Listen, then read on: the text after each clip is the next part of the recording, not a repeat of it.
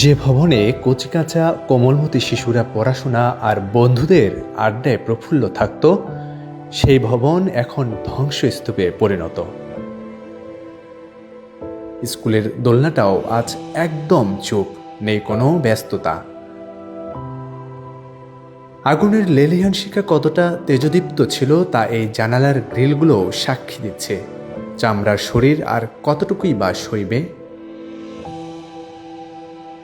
কিন্তু এই একটি ব্যাগ জানান দিচ্ছে সেই দগ্ধ শিশুদের স্বপ্নের কথা, যারা প্রতিদিন দেশ গড়ার প্রত্যয় নিয়ে ভোর দেখে মানুষের মতো মানুষ হতে ছুটে আসে এই ক্যাম্পাসে।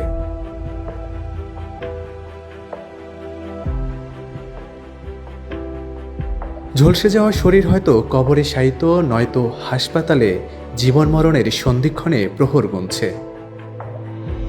তাহলে কি স্বপ্ন দেখা দোষের কিছু? দেশের ভালো চাওয়া কি এভাবেই বিভীষিকাময় দুর্ঘটনায় প্রাণ বিসর্জন দেয়া?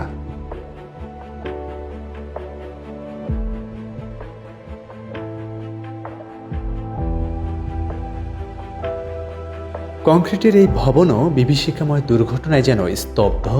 প্রাণ না থাকলেও সাক্ষ্য দিচ্ছে এখানে শিশুদের প্রাণের আসর জমত। প্রতিদিনের উপস্থিতি আজ শূন্য, ক্লাসরুমগুলো ফাঁকা। আগুনের লেলিহান শিখা শুধু শরীরই ঝলসে দেয়নি, পুড়ে ছারখার করেছে কাঠের কণাকেও।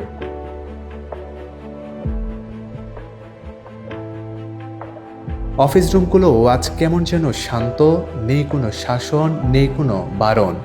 খাবারগুলো পড়ে রয়েছে।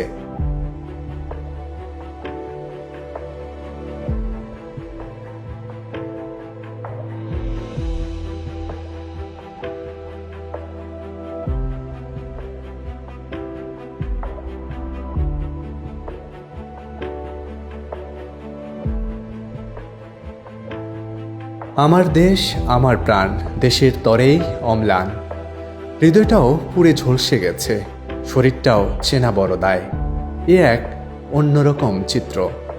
রক্তের ধমনী শিরায় কাটা দিয়ে ওঠা এই ফুটেজ বলে দিচ্ছে কতটা যন্ত্রণায় পুড়েছে এক একটি প্রাণ, জ্বলে ছারখার হয়েছে চারপাশ।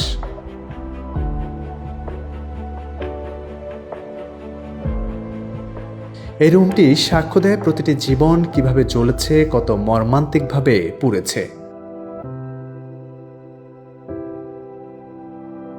কতটাই না ছটফট করেছে এক একটি কচি আত্মা।